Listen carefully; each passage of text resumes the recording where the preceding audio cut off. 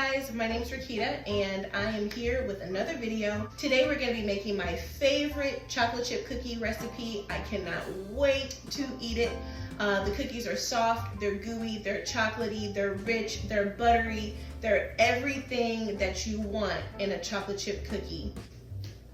First we're going to start off with unsalted butter. It's 2 full sticks. The nice thing about this recipe is that you don't have to wait to soften your butter. You just take it out of your refrigerator cold and you can get going on your recipe. So what we're going to be doing is we're going to be browning the butter, which actually brings out a nutty flavor in the butter. You do want to stir it, keep it moving, because the milk solids that come off the butter can burn if they're just left to be in one spot. You don't want to use hot butter in your recipe, so you are going to have to allow for some time for this whole mixture to cool off.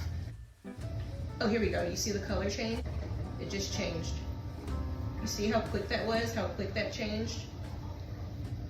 I looked up for 1 second and suddenly my butter is brown.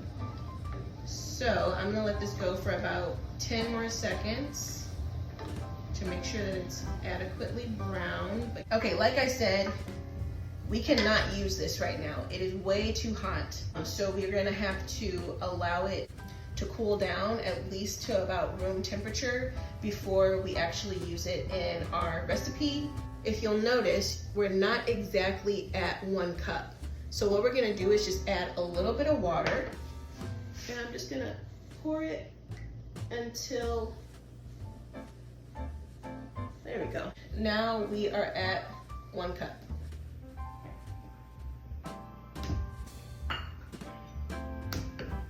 So 1 1/2 cup all-purpose flour, and then we're gonna do 1 cup of bread flour.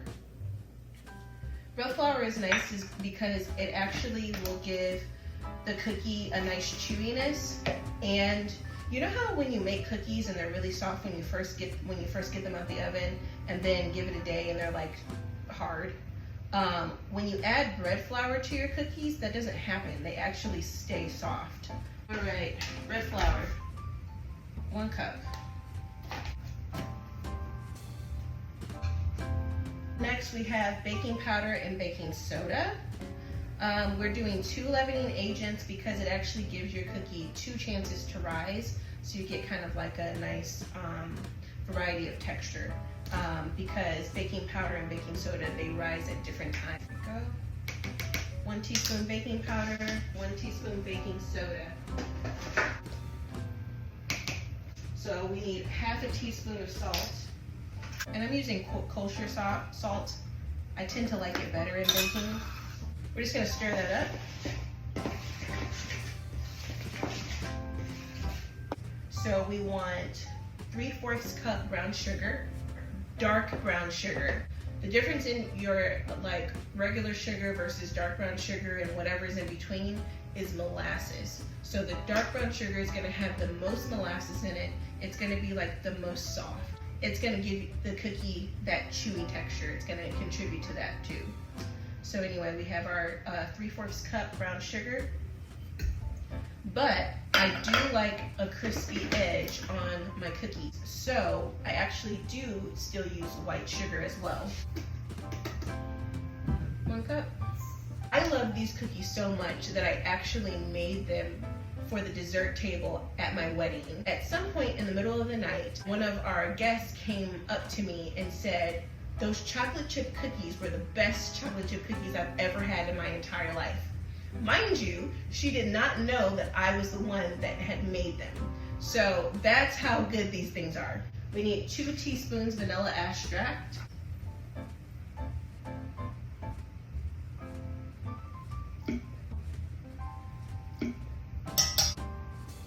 1 teaspoon of that. Yeah, definitely much cooler. So we're gonna go ahead and pour that in.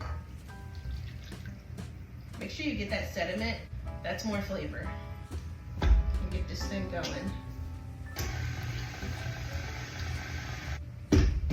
So that's what our mixture is looking like. Also take note that I have not said to preheat your oven. You are gonna wanna let this sit for a while, at least an hour before you actually start baking it. Just a little bit at a time. Let that mix in a little bit because you don't want overmixed cookies.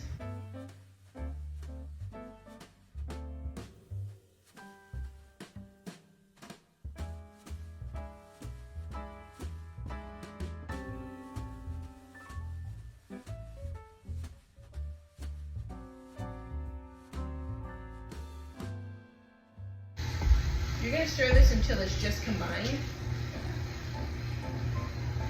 She's working.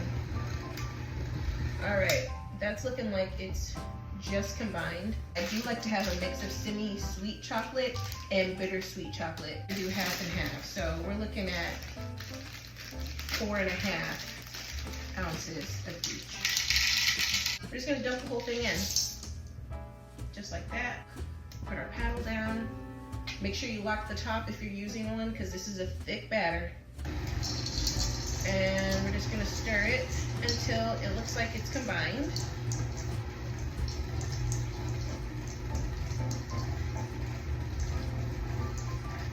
Which that is looking combined now.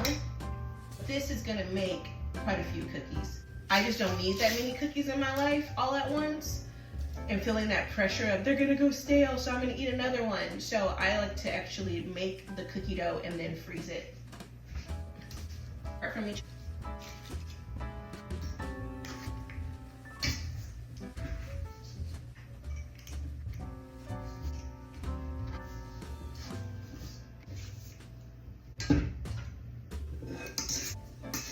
I've got 25 cookies. It's good to have a little bit more left over.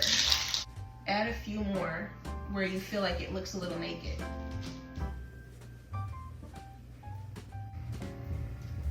Yeah, there we go. Okay, so now these are ready for the freezer. If you're not gonna freeze them, they at least need to go in the refrigerator for 1 hour and then you can bake them. So our cookies are nice and set.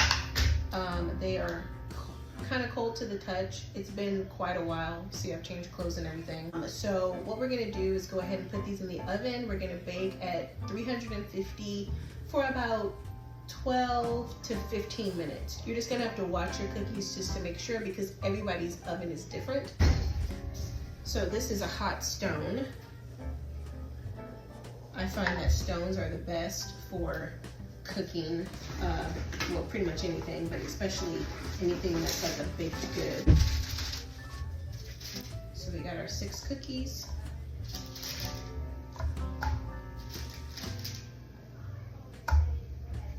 And these are gonna spread some, so I have to be cognizant of that. Okay, so these are ready to go into the oven.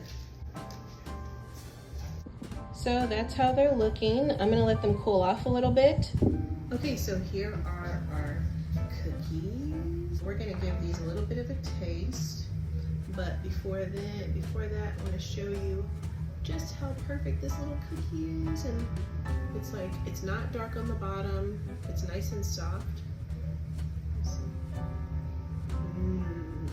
So good. Like, it's so soft.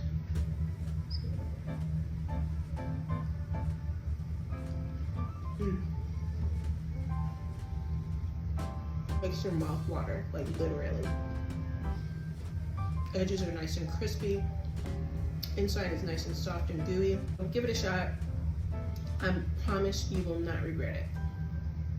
Bye.